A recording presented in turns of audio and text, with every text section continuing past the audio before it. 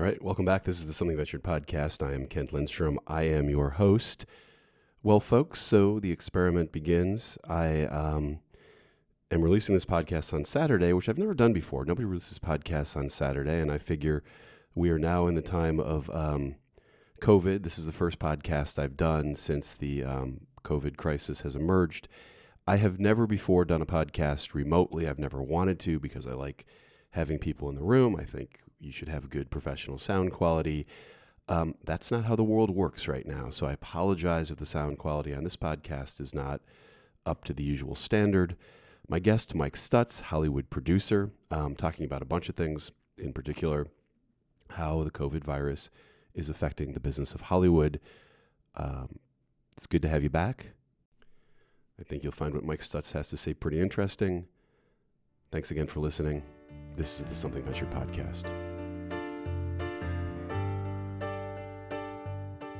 All right, welcome back. This is the Something Ventured podcast. I am Kent Lindstrom. I am your host. My guest today is Mike Stutz. How are you doing? I'm doing as well as can be expected in these times. Yes, well, so I normally don't date these podcasts because they're timeless. Or people start talking about things that happened yesterday or 2 days ago, and then you're listening to them 6 months from now, and you're like, what the hell are they talking about? Evergreen, as we call it in the business. Evergreen. I like to keep my content evergreen. But at this point, I think the fact that we have a COVID virus stalking the land is context that we need for these podcasts. So we are here locked down in California. Anyway, you're not in California. You're in Arkansas? That is correct. I'm in beautiful Fayetteville, Arkansas. We'll explain that shortly. But Mike has been on the podcast before with our very popular Hollywood episodes. It's a Silicon Valley podcast, but let's face it, people just love Hollywood. Well, they are intertwined for better and worse. Mike is a television producer and director, has done a bunch of reality TV, and so welcome. Thank you very much. I've done some scripted too. Don't forget the scripted stuff, Ken. Come on. You've done a ton of stuff. You've done theater. You've done all kinds of things. But yeah, so perhaps sadly, reality is probably, if there was something in my epitaph, it would be something about reality TV. It's like Lin-Manuel says, like, well, my obituary, the Hamilton director, he's like or creator, my obituary, I already know what it's going to be. Right. So now I can do whatever the hell I want. Right. Hamilton creators, but ... Although I've always said I'm like a mid-level Hollywood producer, not a power broker by any stretch of the imagination. And so the only way that I make the news or get a big New York Times article or something like that is if I murder someone or I am murdered by someone. So then it becomes like Hollywood producer murdered is front page, even though nobody really has heard of me. Or Hollywood producer kills someone is front page. Otherwise, nobody cares. Yeah, so exactly. I'm hoping neither one of those happens. But it was actually funny. I had an interview with the guy who, I guess Lin-Manuel's partner, the producer of Hamilton, produced Rent. The musical Right. Rent. And so then later went on to produce Hamilton. But he tells this story where after he produced Rent, some old guy in the business said, "Man, you better enjoy this because this will never happen to you again." So there you go. Yes, I'm still waiting for that moment, I guess. But so Hollywood. Family Business on Showtime will be remembered. So let's talk Hollywood. I think people know how people largely know how the tech business is being affected by the COVID virus, and actually, it's kind of like not. In some sense, like if you look at the big stocks like Facebook and whatever, they're doing well because they're online. Some company, Facebook's seeing like record traffic. Zoom is $40 billion market cap now. Yeah, this is their spotlight moment for sure. Yeah, so it's a bunch of people who are in a business that has a lot of cash. They're paid employees. They're built to work at home. It's not that we're unaffected, but boy, are people in the tech business in fairly good shape when it comes to, as good as you could be for this COVID thing. Yeah. And have all retreated to their homes to busily post on Facebook about what their brother-in-law, the doctor, is saying. Or worse, their friend's Yeah, brother-in-law's friend. Yeah. yeah, yeah. No, I now know what every human on the planet thinks every other human on the planet should do about COVID.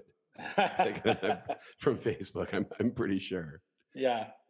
So that is a very simple view of Silicon Valley, but Hollywood, I assume production is not.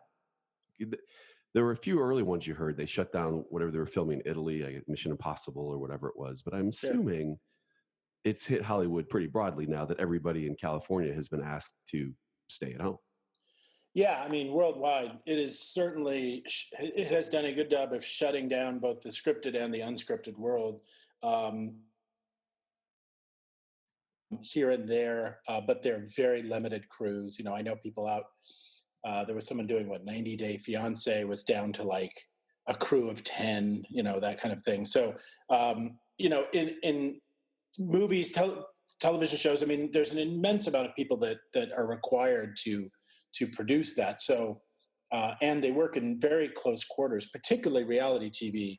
Just the physical proximity that you are often in with your fellow producers. I have pictures of me watching something unfolding in a house. Oftentimes you'll shoot in a house, but you've got massive amounts of lights, cameras, and all these things. So I have a picture of me and my boss, who's an executive producer, and a couple of story producers huddled in a corner that was no more than, I don't know, 3 square feet or something like that. And the four of us have one little monitor, and we were huddled there for 8 or 9 hours, and Right. that's not unusual. Sound guys are literally tethered to cameras often. You have the Right. wires running between them, and you've got these bodies just on top of each other. So of course that kind of production is shutting down or has shut down. And movies and scripted television are not quite so packed often into spaces, but there's just such a mass of people. You have 300 people on a soundstage, Right. and so yeah, I believe right now 80% of the union workers in scripted are unemployed, and I So would guess that reality is easily that number, perhaps more. right. And now, how does the economics of this work? You're recording a season of something like 10 episodes of some reality thing happening in some house.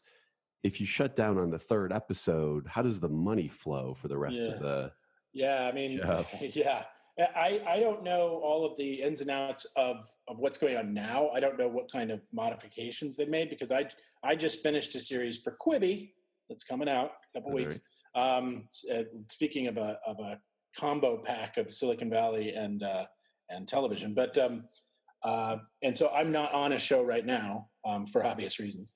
Yeah. But it normally what happens is you get a certain amount of money up front, obviously, to cover costs and those kind of things. But we have deliverables, and you do not. Certain deliverables trigger payments, and that's a big deal. Okay, once we've gotten 4 rough cuts in, then the next $300,000 comes to you, and once we've gotten fine cuts, which are obviously cuts in post. Okay, now another 500,000. So you get payments as you go. So if you shut down 3 episodes in and you've already built your set, or you've done whatever, you've brought in your cast and all those things, conceivably you could lose a lot of money. Now hopefully you're insured, but Right. that can get really complicated. So yeah, it is I'm sure a mess. Right. Right now there are plenty of shows available that have already been shot, because reality, like anything else, shoots months in advance. You can turn it around faster, and certain things, American Idol, those kind of things, turn around fairly quickly. Um, but you've got a lot of stuff in the can that's either been edited or is editing right now. So you have stuff you can run over the summer, but after that, you're going to start running into a hole. So the big race right now is, what can we make that are clip shows? What can we make from things in our library? So Right. things that you could do Skype interviews, all Right. those kind of things. So that's the big pitch right now. And of course, the pitches themselves are virtual, Right. which is kind of not standard industry procedure. It may become standard industry procedure, Yeah. but yeah. So there are a lot of people right now. If you out there in America have got a ton of great footage, and and it's hilarious, and all you need is someone to narrate, this is your chance. This is your chance to get a show on air. Yeah, it seems like a weird confluence. Well, yeah, obviously it's kind of weird. Confluence of events, which is people are now watching more television probably than they've ever watched in like history. Yeah, I think network. Well, a network is up right now. I think 8%. I heard yesterday, which I was kind of surprised it wasn't more. I think that's mainly because that may not be counting.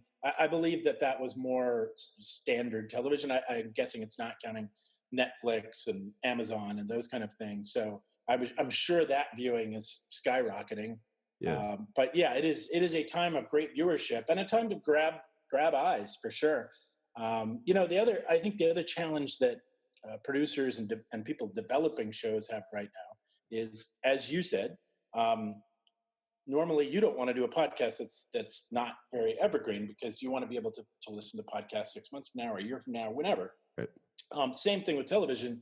You run into a situation where if you're shooting something that's very specific to a time, that can be very troublesome. They won't even, when you're shooting a reality show, they'll even get concerned if you have too many night scenes or day scenes, depending on when the show airs. If it's a day airing show, you don't want all your scenes to be at night.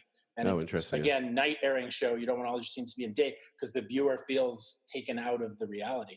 And I think that in scripted and all of the shows you know and love, and even in movies, I'm sure you've felt this yourself, but there becomes this sort of uncanny valley that starts to pop up where characters that are supposed to be living in your time have no knowledge of a totally changed world. Right. And so they don't seem as real. It starts to point out to you that this is a script and this is fake.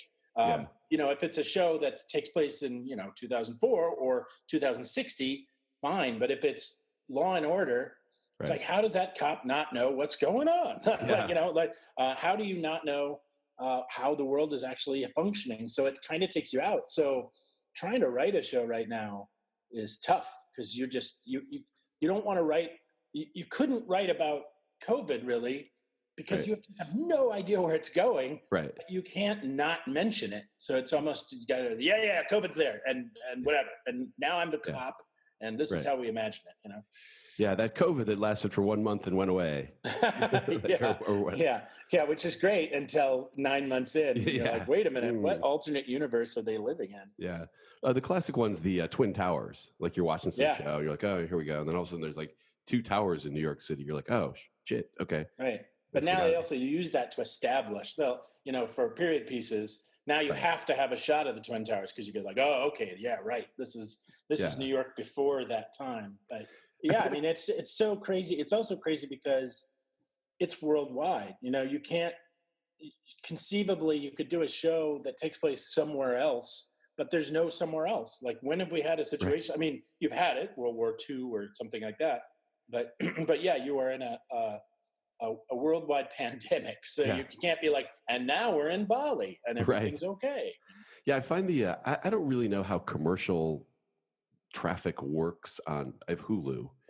And so I'll watch a show and they still have commercials. Absolutely. That they clearly don't mean to have. Yeah, absolutely. So they just pulled the, like Hershey's chocolate had a commercial where it was just a guy like handing chocolate to strangers and giving hugs to the strangers. Right.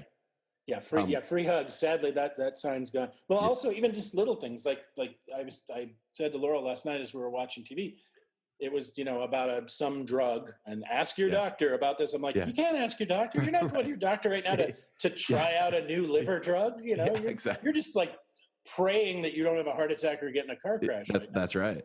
Yeah, the 2 I saw last night were a Charmin ad, the toilet paper. Yeah, you guys could probably pull that. And I'm sure they hadn't. I'm sure it was just some vestigial thing that I saw. And then Kaiser, the healthcare system. Yeah. It's like, you probably don't need to advertise for patients right now. You guys are probably good. You're probably good for a little while. Yeah. Who bought stock in Charmin 4 months ago? Oh. Yeah. Well, and those are all like the Purell company's private, which is crazy. Zoom was the stock you should have bought like 4 months ago. Ebenezer Purell founded the company 104 years ago. It's something like that. And it's like my grandfather Jedediah Purell. yeah. It's like it's the least cool product in the world until it just became like the most cool product in the world. Oh yeah, yeah. Oh, we certainly have barren shelves here. That's for sure. But actually, we're doing pretty good here in California. Everybody kind of panic bought everything, but they're not using it. Like Yeah. the toilet paper guys were like, "You're buying more toilet paper. You're buying more hand sanitizer. You're using more hand sanitizer. You're buying more toilet paper. You're not using it. So there's going to be some hole in like 3 months. Right. No one buys toilet paper for like 6 months. So toilet paper guys are, Or it will become our currency, one or the other. yeah, exactly. Although I don't think we're running out of toilet paper. I think we We make are it not. here. I think we make it in the Pacific Northwest. Yeah, we are not running out of toilet paper, and I'm going to imagine Purell can be manufactured. I am not an expert. Yeah. I should be. You Yeah. read enough. You spend all day reading on these subjects. I'm surprised I'm not an expert on the subject. But yeah, Yeah. they both are replaceable items. But right now, it's not too bad. Weird things disappear at different times. I'm sure Yeah. that's the case everywhere. Here right now, chicken, which Yeah. I'm in the home of Tyson Chicken. I'm like, how is chicken not here? This That's is here. why I'm in the home of Walmart and Tyson Chicken. I'm like, Walmart should be fully stocked because the Waltons can Yeah. walk through at any time. Yeah, we're out of chicken here too, like at Costco. Yeah. And someone's like, "Oh, we get our chicken from China." I was like, "No, I didn't know we get our chicken. Why would we get chicken from We're China?" the breadbasket of the world. Yeah, don't we like isn't Tyson and Purdue like good old boys from like Yeah, I see a lot of chicken trucks here. That's for sure. We're just going to cut the rest of you off. We are Kansans. Yeah. We're going to wall off our chicken supply. And then I was like, "Oh man, this is bad." Then I was thinking, what would my life be like without chicken? I'm like, I think it'd be okay. Yeah, yeah. Like I think Could I eat game hen? Probably so. Could I have beef instead? The funny one here, so Costco, they seem to be doing a great job. But you go into Costco and they have like, you can only get one of things now, like toilet paper, you can only get one. Fair enough. But people are getting water. Yeah, like, that's a weird on one. water. You're like, what? Like, we're not running out of, I mean, we might be running out of water, but that's a different thing. And like, it's just lizard brain. You just go back to the products. You're just like, okay, well, we got to start with water. And also you were trained that as a Californian, you're trained to have a bunch of water because if there's an earthquake, the pipes might not be running, so that is a sensible buy. But yeah, and here too, I mean, tornadoes and all those things, it makes sense why it pops into people's head. But in this case, it's like, look, if we don't have water, we have got bigger problems than everything has broken down if water isn't coming into your house, Yeah, exactly. Not to say, and someone listening to this, and they'll be wearing a bear skin out in a cave somewhere and be like, these guys didn't know what was about to hit them. So who knows? Water and toilet paper may be the currency. As long as the podcast survive. I feel like people are doing pretty well in California. Like the governor, I'm talking about the media, like the governor of California asked everybody politely to stay at home. Yeah. And like 35 million people are staying at home. Yeah. And walking it's insane. Like San Francisco is a ghost town. I mean, the fact that you just ask, like there's no National Guard, there's no guns. It's pretty incredible what people are doing, like themselves. Hollywood shut down, obviously. Silicon Valley is, all at home. It's kind of amazing. Yeah, I do. I mean, I do get anecdotal reports from friends in LA about, going out to dinner and still being crowded and that, really? I'm not sure now because you can't even have a restaurant open, but up until like right before restaurants closed and things. But in general, I agree. Here in Arkansas, being in the deep red South, there's definitely plenty of notices on the radio and people get it somewhat, but there's still a fair amount of people out. They have not shut down the state. They've shut down, restaurants. I believe now are closed. It's mostly curbside service and those kinds of things. But you do not see empty streets. And there's that kind of calm before the storm that there's only a couple hundred cases type thing. So you haven't really seen people completely shut themselves up. But you see definitely at the sporting goods store I went to buy some weights since my gym closed. Plenty of people walking out with guns and bullets. And guns are prime here. So it is a heavily loaded neighborhood. Yeah, that happened here too. There's all these venture capitalist guys who are like preppers, they save stuff for the apocalypse. And I always joke, and they take it very seriously. And I was like, you realize what's going to, if like it ever gets to the point where you need all that stuff, a big man with a gun is going to come and take it from you. Correct. So if you really think the scenario that you're imagining is going to happen, what you really need is a gun. So if you're not that guy, you can save up all the peanut butter you want, but they're like, whoa, let's And even having a gun, your skill sets and all those kind of things. Yeah, read World War Z, and it's yeah. yeah, you'll be screwed somehow.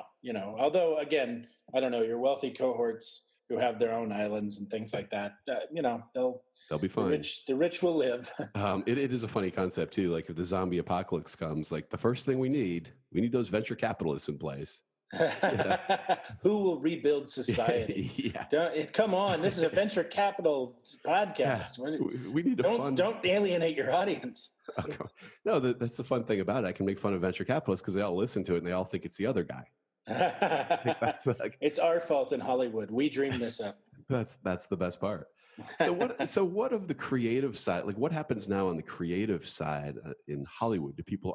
Are people now pitching? Like everybody started watching that show Contagion, which is funny on Netflix. Yeah. So although people, it's too late to pitch that. But I mean, as I was saying, there's clip shows are big because they're easy to do. That you take a library of something that exists, you say, okay, we're going to take the library of every Friends episode, but make a reality show that's related to it, and it'll just be interviews and Friends clips, and that's easy peasy and doesn't require very many people. So in reality, that's what's going on. But then, of course, there's all sorts of pitches, about uplifting, feel good reality stuff, and you'll see,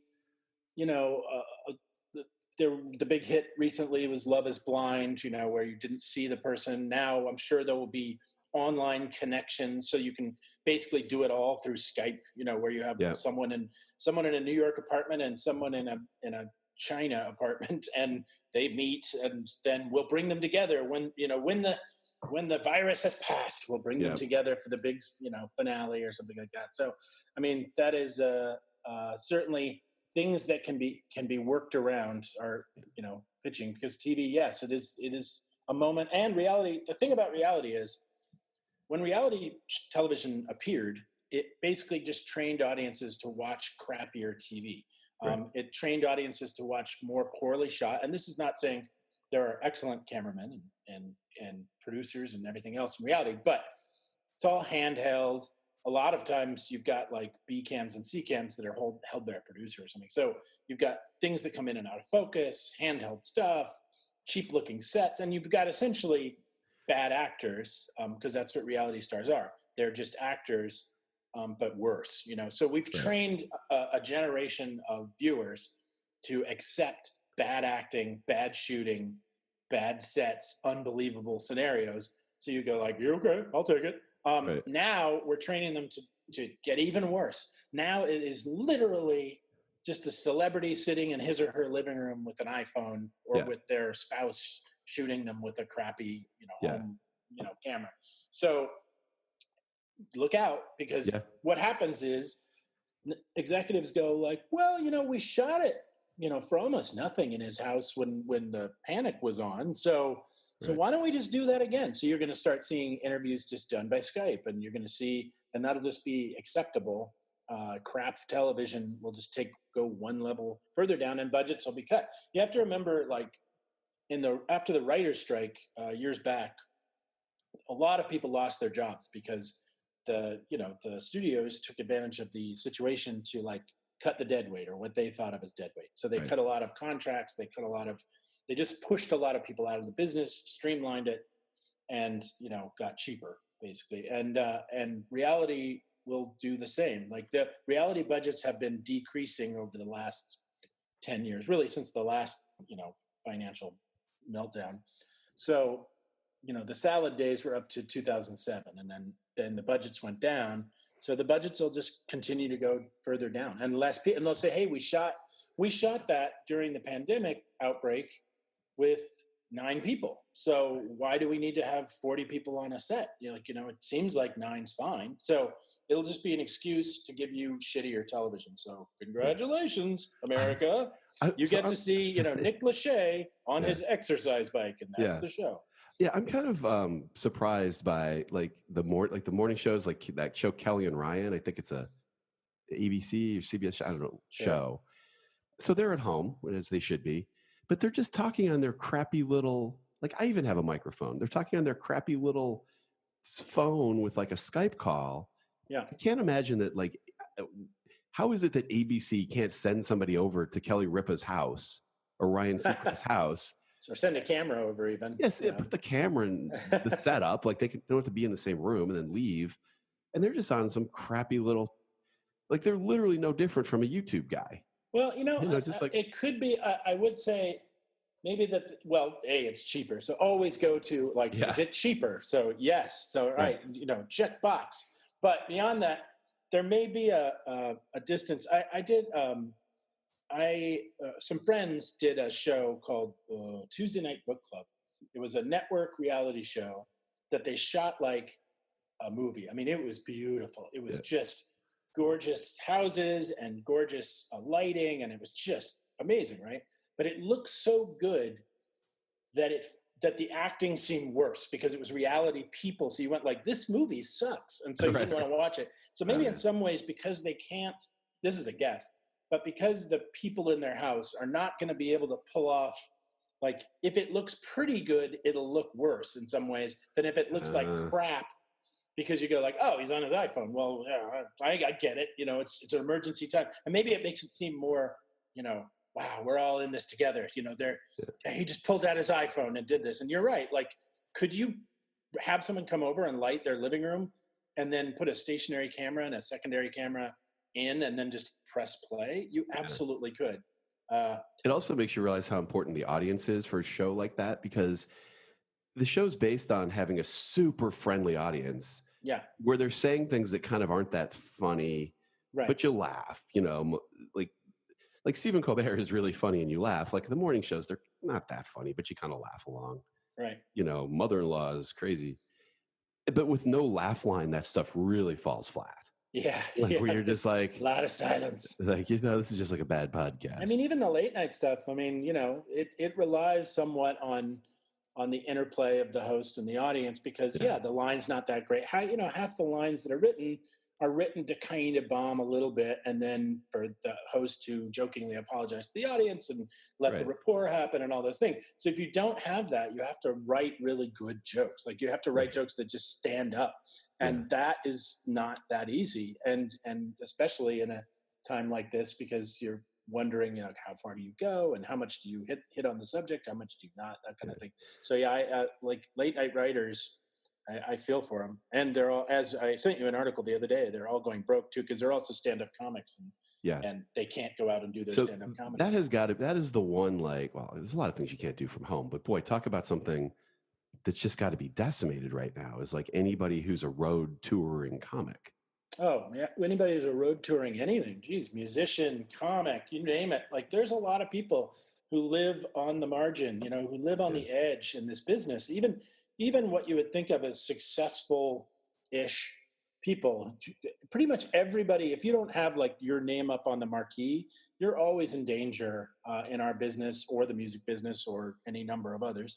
Um, of kind of losing it all. Like, very few people have a giant stockpile of money in our business, and especially stand-up comics and those kind of, even people who you recognize and you go like, oh wow, they're doing well. I mean, they may have a house, and they may own their car and things like that, but they're, except for the top few percent, like they're like so many of us, are a month away Yeah. from going under. So Right. it's and they're right now, like, they're independent contractors too often.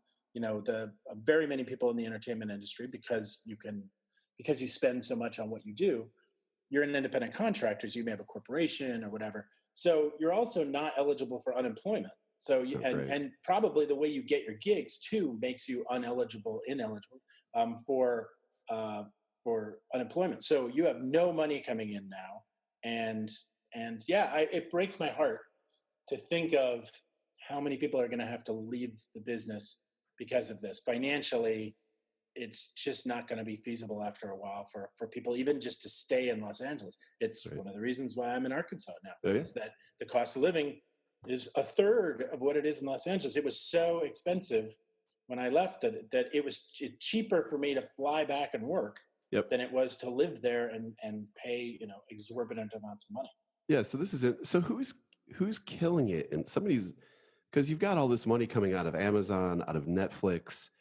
Disney's got this weird thing where they're like, well, our theme parks and cruise ships are kind of shut down, but everybody's buying the new Disney streaming service because they're home with their kids. Although you never discount the theme parks, because I had a friend who used to be kind of not a honcho, but reasonably high up at Disney, and in the money side of things, and she said the parks were the fatted cow. Like the parks, just you built them, and then just money comes in. Like people just pay you for something that just exists. You don't have to keep reinvesting a ton of money in it.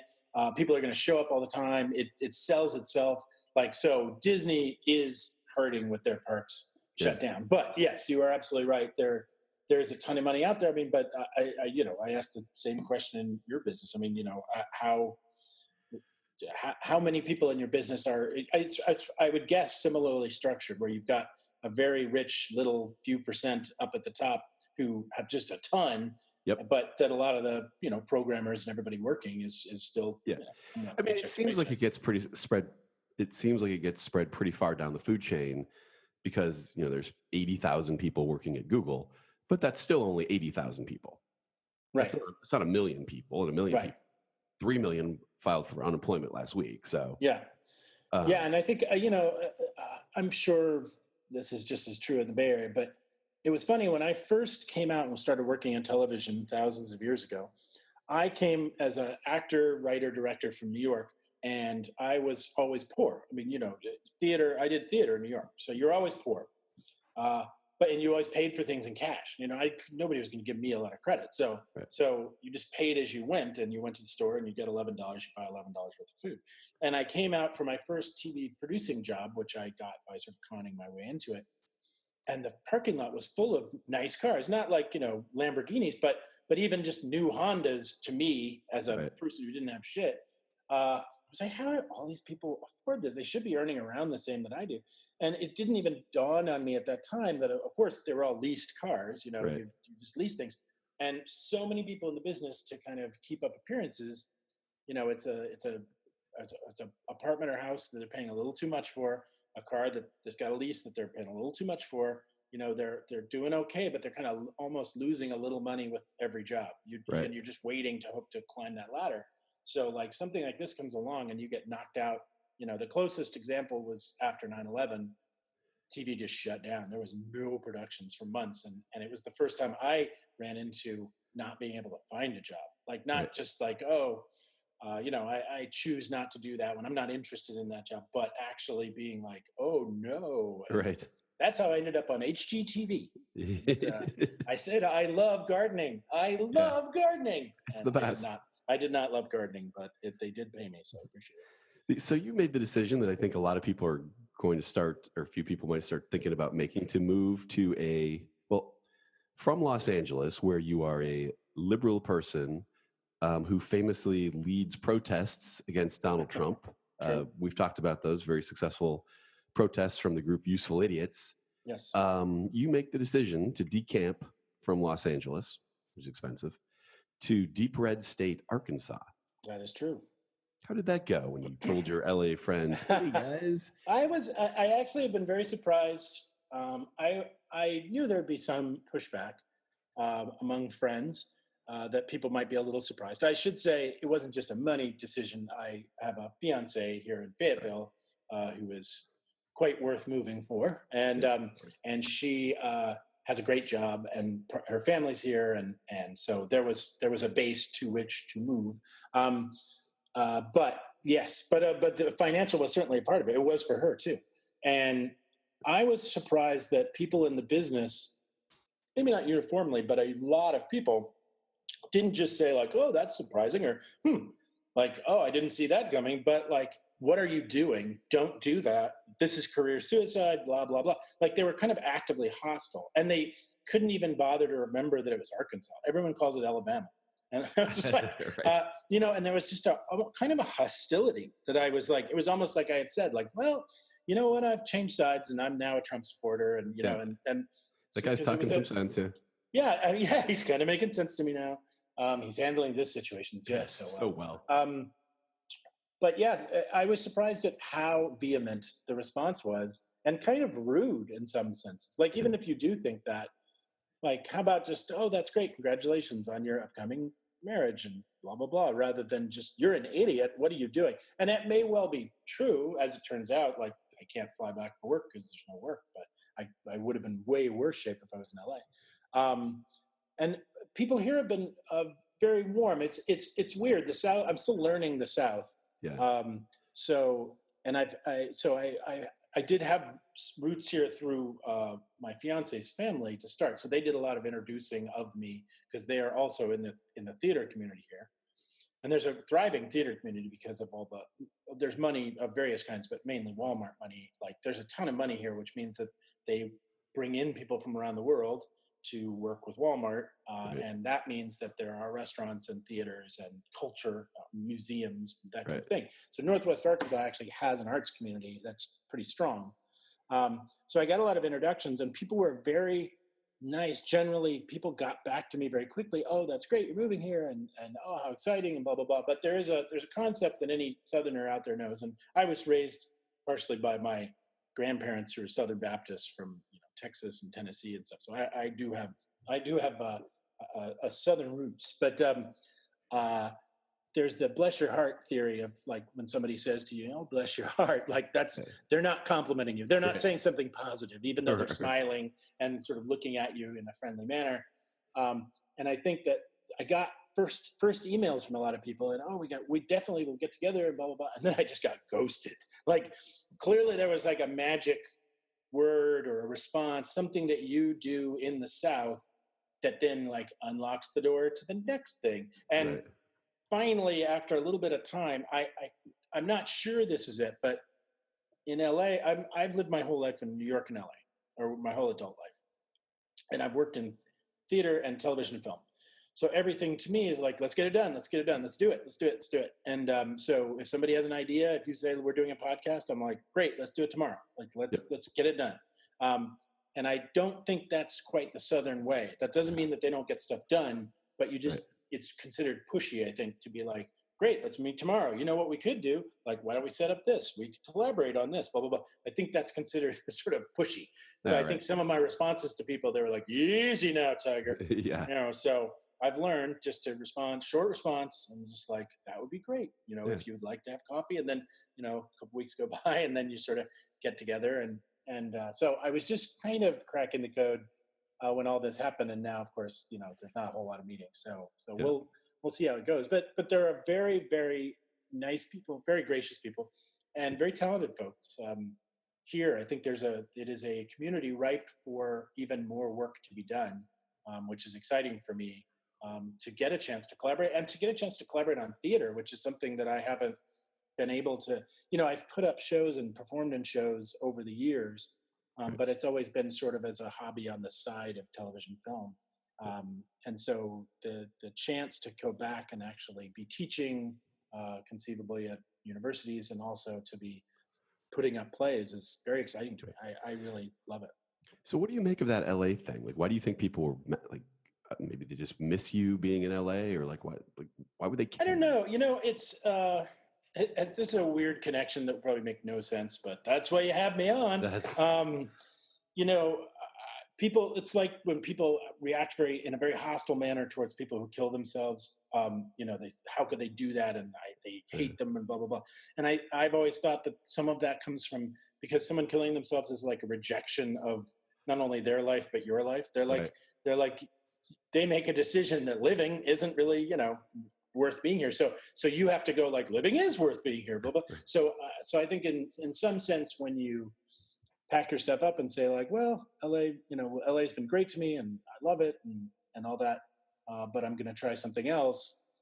It's like, you can't leave, like, because I'm staying here, but I never felt that way when people left. I always thought it was kind of cool, and more people are doing it, some with great success, some not. People that I know who are directors, writers, producers. It is becoming certainly a more interconnected world, to state the obvious. Yeah. and this pandemic time is look at us, granted, well, yeah, I mean, we're doing this through Zoom. We always did it in person Yeah. before. Yeah. I've never So done it this way before. writers rooms are doing virtual writers rooms. Shows are being put together by people in 10 different houses. So this really could help usher in something where I could do work like this, without it even being unusual, Right. because not only am I, somewhere else in the Zoom meeting, but everyone is somewhere else in the Zoom meeting. I Right. mean, I personally do like face-to-face contact, and I feel that in what I do, being able to walk down the hall and into someone's office and like just cut to it is very valuable, because emails and texts, it's very hard to obviously get tone, and Right. and you can just sort of get into these endless loops. And if I can come in and see you in person, I can say, hey, Kent, you sent this email, I didn't really understand it, and I'm bringing Joe in with me because he's interpreting it one way and I'm interpreting it another. What do you mean? Yeah. And but maybe it is a Zoom world now where I just look into the screen and I see you right now, so I Yeah. guess I can That's true. make that connection. So This- it might hasten more people to spread out, spread our yeah. wings and fly to other Well, places. there's kind of two theories on that. One is that, oh, now everyone knows how to Zoom and that's what they're going to do. The other theory is that people realize they fucking hate being at home. Yeah, Like yeah. It's they do not careful want what to you be. wish for. Yeah.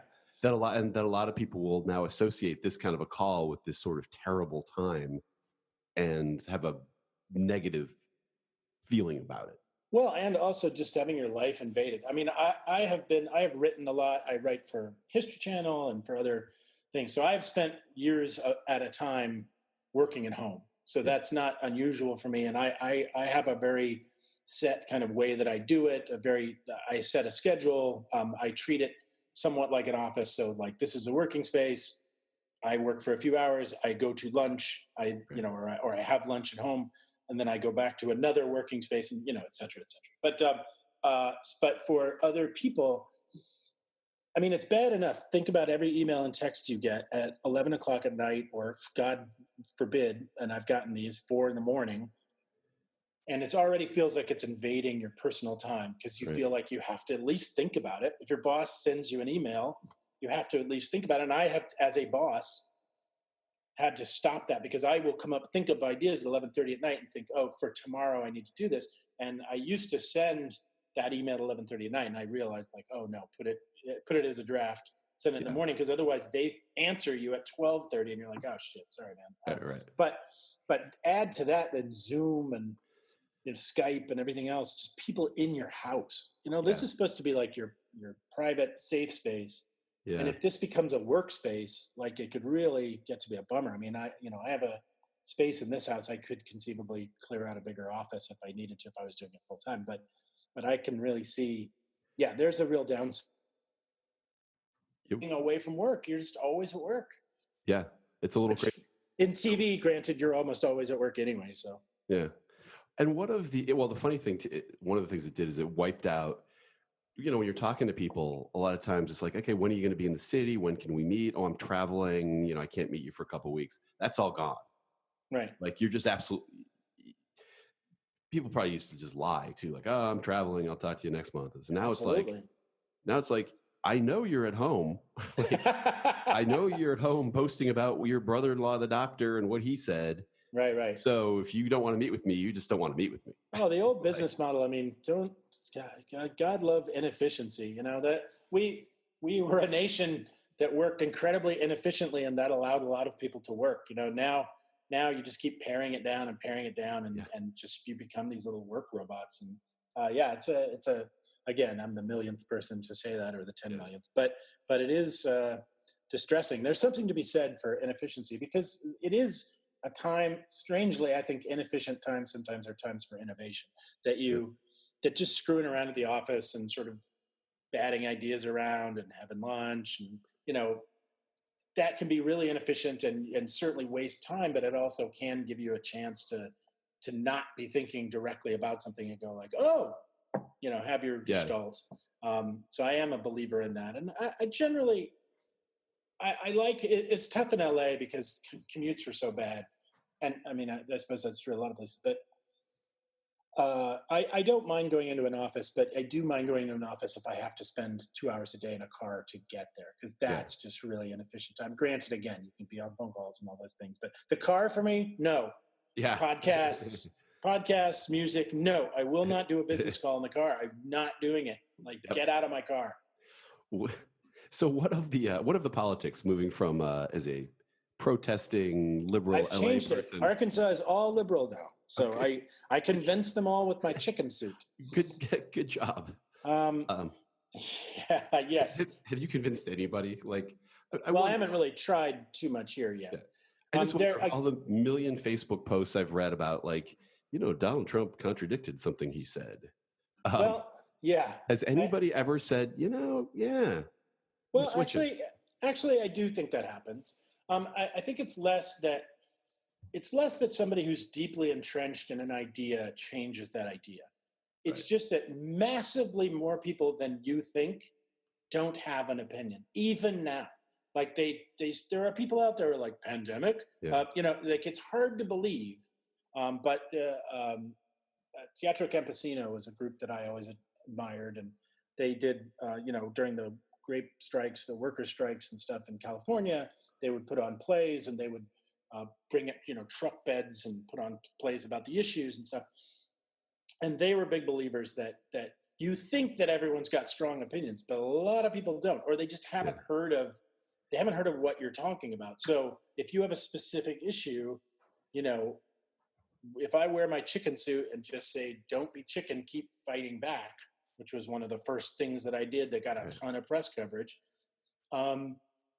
it just puts the seed in your mind, like, hey, someone else is frustrated with the situation. I'm not alone in this. As you drive by that person in the chicken suit every day, it just reminds you, like, oh, I'm not alone. And one thing in this era of no gatherings above 10 people or above 2 people or whatever, Right. is that Useful Idiots, for those who haven't tuned into every podcast, we use a lot of imagery to get stuff across, so we can get stuff into photographs and into video, where we provide sort of images for articles and for news pieces, because if they don't have anything to show, they won't do the report, because they're visual mediums, right? So you can have more impact now as a single protester on a street corner, wearing whatever it is. If I'm General Bolshitsky holding a sign about, don't worry, Don's got everything under control, that makes a bigger impact because you can see me. Like if I got 94 people milling around and 9 are in costume and they're kind of doing a protest and you're not quite sure, it can get muddy. But a well-placed protester, as you've seen with the Monopoly guy, it was actually a woman who did it, but the Monopoly person, in the congressional hearing, right behind the person speaking, and you've had other people who have placed themselves in high visual areas and gotten a protest out to millions, tens of millions, hundreds of millions of people. Me as Louis with Marie Antoinette protesting Mnuchin went worldwide. It was in newspapers and news reports all over the earth. Right. And it was because they were funny costumes. Everyone gets it. They see Steve Mnuchin and they see Marie Antoinette and Louis, and they go, "Yup, that seems correct, right?" That's right. So that wasn't a protest of 10,000 people. That was a protest of like total. There was maybe 30 people, but really 2 of us in costume. Like, how much airtime did we get for free? Right. So if anything, you out there, if you have a strong opinion about something, here's my advice. Now I know I've said this before on your show, but for those who maybe possibly missed it, the short version is: have a sign that's big enough to read, make it short enough, no more than maybe 3 lines on the sign, no more than 3 or 4 words in each line. Make it funny, preferably, or easy to understand. That fine, Trump, Russians love Trump, or Putin and Trump still in love. Right? Okay, I get that, right? And a heart that goes around it. Yeah. So now take that, put it right where your stomach and chest are, because that's generally where pictures are taken, from the front. So not always. Some of my best pictures have been behind me, but that's another story. And that lets you caption it. rather than the press caption it, because the sign is in the picture. So your message gets across rather than theirs. And be wearing something that makes sense with that. In that case, a Russian general makes sense, right? So have something that's easily understandable, visually catchy, and put yourself in a place where people will see it, preferably media, because they will amplify your message. So Right. yeah. Okay, now you have to talk for a second while I get some water, because I'm going to cough otherwise. So I'm listening. Oh, there might be something going around. All right. Well, while you're getting your water, I will. You're seeing the initial stages. Yeah, I've So I've this had a is how cough. people know how live this is. Super Yeah, live. All right. I've had a cough for the past few like weeks, I guess. Right. And I always just like every time somebody like I cough and like 10 feet away from someone, they it's a weird vibe. They look at Oh you yeah. like you're carrying the plague. Oh my It's God, like, I was in line at the store the other day, and I did, the person working the register, God bless her, she's working hard and stuff, but she like leaned in her elbow and started coughing, and I was kind of far back in the line anyway. I was like, nope, next line. I'm moving over. Sorry. you understand if you get it, the odds are that you will have a mild symptoms of a cold.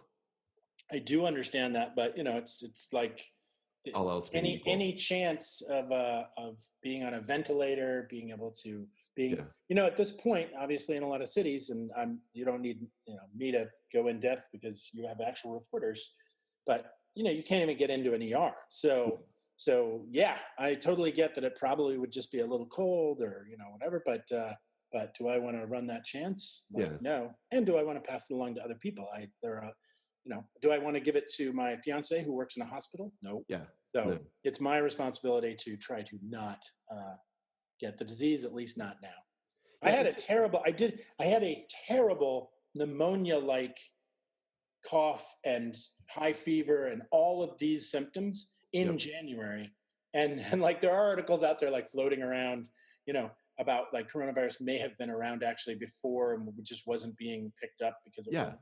And I was like, for sure. did I already have it? Is that possible? oh, Because I have been very sick before in my life, and I have gone to the emergency room very sick. I've Yeah. been at the point where they were concerned I might die.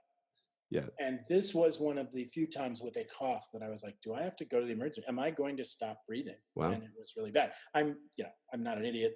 I'm sure it probably was just pneumonia or something like that. But I don't, the thing started in Wuhan, right. Back in December. Mm-hmm. So I live in San Francisco. There's flights between San Francisco and Wuhan. Right. Literally flying from Wuhan to San Francisco all through December and January. So I don't know why a bunch of people wouldn't have gotten it in January and February. Right. Most of them, of course, got over it like you do.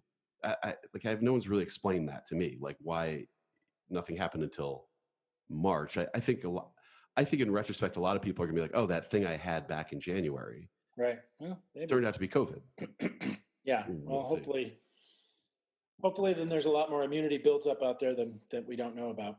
But yeah, it is striking to see the lack of understanding people still seem to have. Maybe not where you are. Maybe everybody's highly educated to it, but I mean, certainly around it's just a cold.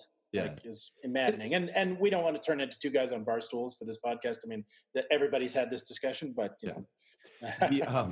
it happened pretty quickly here. Like it was literally a week where at the beginning of the week, people were like, I'm going out to the restaurants to support them. And then the end of the week, I'm going to wash my hands and be safe. And then by the end of the week, it was like, you're staying in your house for the next 2 weeks. Like it went pretty quickly. So I want to figure out how to like land this podcast. There's one more thing I want to talk to you about. Yes. Since you did a movie about suicide called Don't Change the Subject. Now, when you watch the statistics, the analytics of this podcast, will you be able to see that was the moment when everybody turned it off? I know. That's why. It was a funny movie, and there are many uplifting things we are going to say in the next 8 minutes. Yeah, exactly. That is true. It is a very uplifting, even funny at some points movie. So you are, something about depression and suicide. So I should ask you, with our grand experiment of having a bunch of people go home, self-isolate, drink a lot, and be freaked the hell out, Right. This doesn't seem like a super great mental health scenario. Yes, that is, yeah, I'm sure. Yeah, I mean, and I think even now there may be a certain level of kind of shock that you're not actually dealing with your feelings, but so it may be something even as the disease hopefully starts to slow down a little bit, that then as you have a moment to think about it, stress, anxiety, depression, is it all worth it to be here? All those things can come into your head at any time, and I guess what I would say, the positives that I've seen happening have been a lot of people communicating with each other. And, I have a family Zoom scheduled for tonight with like my dad, my 87-year-old dad, Oh, yeah. and, sisters, brothers, little nephews, little 5-year-old nephews, that kind of thing. I've talked to my family more in the last, month or few weeks than I probably did the year before. And siblings of mine who we love each other, but we just don't talk that much. So I would definitely say to folks out there that first, you know, reach out, even if you're not a phone call person, reach out to friends. And especially like I've found it really fun to reach out to friends I haven't talked to in a long time, to Yeah. not go to like the 3 people that I talk, Right. I can call you and you and I have chatted, but I know basically kind of what's going on in your life and we know each other and blah, blah, blah. Yeah. But I called someone yesterday and the day before. I called 2 different people who I hadn't talked to in over a year, well over a year. And one of whom I probably hadn't talked to for at any length for a few years. And I was just kind of scrolled down the phone and said, why not? And we had a really nice chat, and it was fun to catch up and fun to commiserate and fun to even stories that are like, oh, this is a challenge, or this really gives me anxiety, or whatever. I strongly recommend that, even though it's a pain in the ass, and I get it, I'm not a phone person. I don't like, or I have not in the past been someone who likes spending a lot of time on the phone. I'm a texter. But make that call, reach out, or even the long email. If you can't make the call, do make the email contact. And if you don't have a lot of people to talk to, which is a lot of folks out there, and that doesn't that you're not a bad person if you don't have a lot of people to reach out to. You're a busy person, and that's the way life is. Especially Right. people with kids and stuff like that. you know if you don't, there actually is a service. There's God, this, if you had a really good guest, I would have it right now. Maybe you can put it on a website or something. I can put it in the show there's a notes. there's a service now that connects random people that you can sign up for, and you get a call from someone somewhere else in the world, that you in Chile or in Wuhan or wherever. Yeah. I mean, you speak the same language, but Yeah. they will hook you up with a stranger and let you just talk. No, it's not a dating service or anything like that. You're just chatting about what's going on, because so many people. Boy, I just read about this and I wish I had it. So please, I'll track it down. put Put it it in on the show notes. put it on a website. I'll find it and send it to you. But and if not that, then there is absolutely 100% no shame, nothing bad at all about calling 1-800-273-TALK. 1-800-273-TALK. I really hope I have that right, as I just said it twice. Yeah. It's the National Suicide Hotline, but it is not just a hotline for like, I'm standing on a bridge, I'm about to kill myself. It is a like, I'm having anxiety, I'm having stress, or my spouse is having anxiety or stress, or my friend or whoever. Gives you resources, gives you websites that you can go to. It has a live person that you can talk to, and you can just say like, I'm feeling really bad right now. Can I just talk to you for a while? They do not send someone to your house. They don't, Right. I mean, yes, if you're saying I'm pointing a gun out my window at someone or something like that, yes, someone Yeah. will come to your house. But just the fact that you're feeling bad, or even that you're feeling possibly suicidal, they're not there to police you. They're not there to haul you in. There's nowhere to haul you into now, so don't worry about Yeah. it. But they are there to talk to you. So whatever layer it is you need to be on, make contact. Even if you feel stupid doing it, make that contact, and really do, like, reach out to family, and hopefully, I know you have a lot of creative people listening to the show. Stretch the parameters of what you think of um, as what you make or what you do. Don't be afraid to try something new right now. Now's the perfect time to try something new. I've always said to people who are going, I teach at college, and I always say this is the perfect time to be stupid or to make a mistake or to do something bad, because it doesn't count. It's like, it's fine. Right. You can write a bad play. Yeah. And, so for me, last week, I was like, I got time on my hands. I'm a little bored. I have a ton of costumes from Useful Idiots. I have, a ton of, I'm a writer. Right. So I just wrote a short video, a fairy tale for my nephews, my 5, 3, and infant nephews. And I was in it wearing different costumes, doing goofy, goofball stuff. And then I narrated through a bunch of pictures of our dogs, like made a fairy tale using pictures of our dogs, right? And it's just a little 6-minute video. So I made it for them, and they really liked it, and it was fun. But then I put it online, just like, hey, if somebody else, I know I have friends with little kids, and the kids are bored, and parents are bored. So here's 6 minutes to occupy your time. I don't defend it as a great piece of art. Yep. And I got tons and tons of pictures and videos of friends' kids watching it and laughing, because there's those fart jokes and dogs and stuff. You can put this up on your website. But of the kids laughing and then them sharing experience, or their kids watched it multiple times, or whatever. And it is what I do, but it's not. I'm not a children's programmer. Right. But I have time to, and it was easy. I could shoot it here in the house. Laurel shot it with me, and so I'm going to do another one this weekend and put it up, for them. And it's not. I'm not like, so now I'm in the children's television, work. It's like, no, when I go back to my other work, I probably won't do that, but I have time. So look at what you do, because so many of your audience are such creative people. Yep. And even if you aren't necessarily paid for what is quote unquote creative work, I'm sure you have a hobby. Yeah. Use that hobby to just do something stupid. And if you don't want to share it with anyone, don't share it with anyone. But, now's the time to write the great American novel, and write it really poorly, and you ask, with connection to mental health being, give yourself things to do. Yep. Give yourself a project that is going to take some time, take a little bit of work, but is not pressing. That the advice I give to all writers in this case is, don't write a masterpiece. Don't write something great. Just write.